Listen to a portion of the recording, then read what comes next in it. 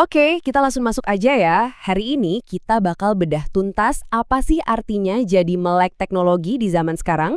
Ini bukan lagi soal bisa pakai aplikasi doang, tapi soal gimana cara kita berpikir, dan yang lebih penting, gimana cara kita membangun solusi. Coba deh, kita renungkan sejenak. Apa sih artinya jadi orang terpelajar sekarang? Kalau dulu, mungkin jawabannya simpel, bisa baca dan tulis. Tapi sekarang, wow, jawabannya udah jauh lebih kompleks dan teknis.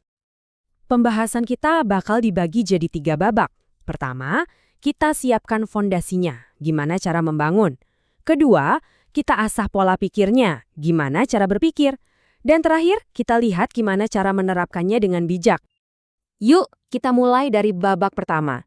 Ini soal perkakas dasar, ibarat batu bata dan semen yang jadi penopang seluruh dunia digital yang kita kenal sekarang.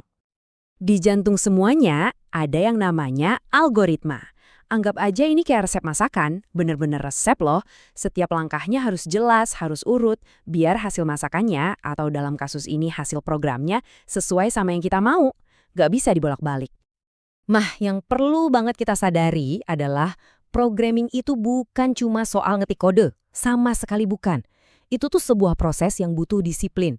Dimulai dari mikir dulu, bener-bener paham masalahnya apa, baru deh kita rancang resepnya, tulis kodenya, dan yang paling krusial, kita uji coba terus-terusan sampai sempurna.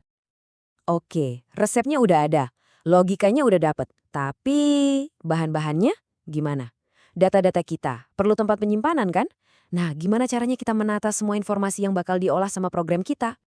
Disinilah struktur data masuk. Bayangin aja, ini kayak rak, laci, dan toples di dapur kita.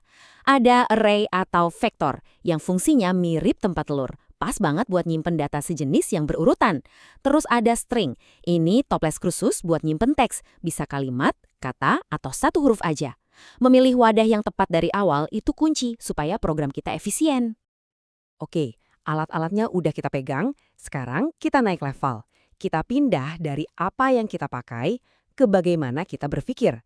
Ini soal strategi mental yang bisa membuka kekuatan sejati dalam memecahkan masalah. Kenalan yuk sama salah satu model berpikir paling elegan, rekursi. Ini tuh seni memecahkan masalah segede gaban dengan cara menyelesaikan satu potongan kecil dari masalah itu, tapi diulang-ulang terus. Persis kayak boneka Matroshka dari Rusia, di mana tiap boneka isinya boneka lain yang lebih kecil tapi bentuknya sama persis. Dan ini bukan cuma teori ngawang-ngawang loh. Konsep ini beneran dipakai buat mecahin teka-teki klasik yang rumit kayak masalah pengubinan atau game legendaris Menara Hanoi. Ini bukti nyata kekuatan dari cara berpikir berulang. Tentu, kita bisa aja nemu solusi. Tapi seringnya ada banyak banget jalan menuju Roma, kan? Pertanyaannya sekarang jadi lebih dalam. Dari semua jalan itu, gimana cara kita nemuin yang paling bagus, yang paling cepat, paling hemat sumber daya? Umumnya ada 2 aliran utama buat optimasi.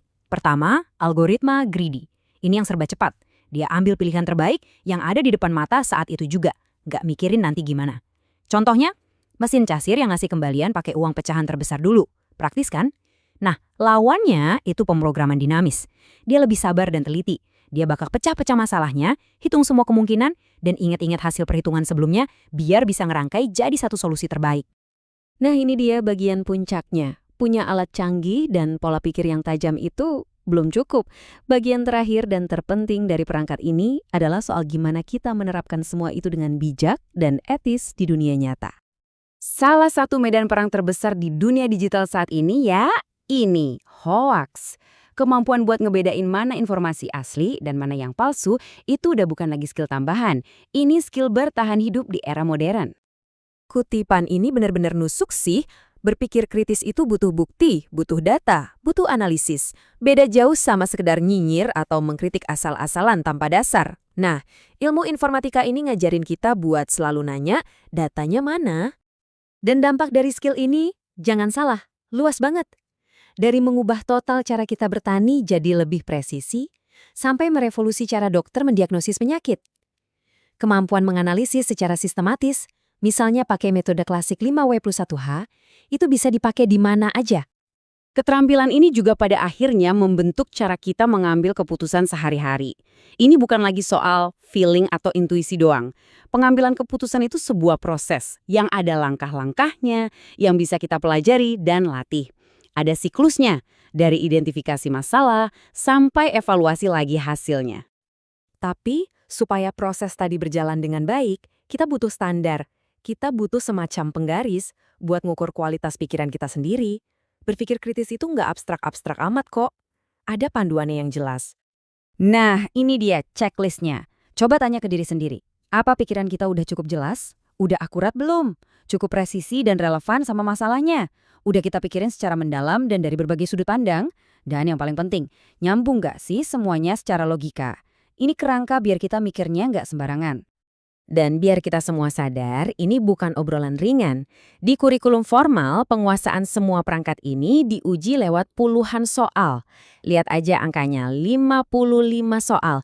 Ini nunjukin kalau pemahaman yang dibutuhkan itu benar-benar luas dan dalam. Jadi kalau kita gabungin ketiga babak tadi, kemampuan membangun, pola pikir buat menalar, dan kebijaksanaan buat bertindak, kita akhirnya dapat gambaran lengkapnya. Inilah dia, inilah wujud literasi di era digital yang sesungguhnya. Intinya, ada pergeseran besar. Literasi yang baru ini bukan lagi soal jadi konsumen teknologi yang pasif, tapi soal menjadi pencipta yang aktif, pemikir yang kritis, dan navigator yang beretika di dunia yang kita bangun bareng-bareng ini.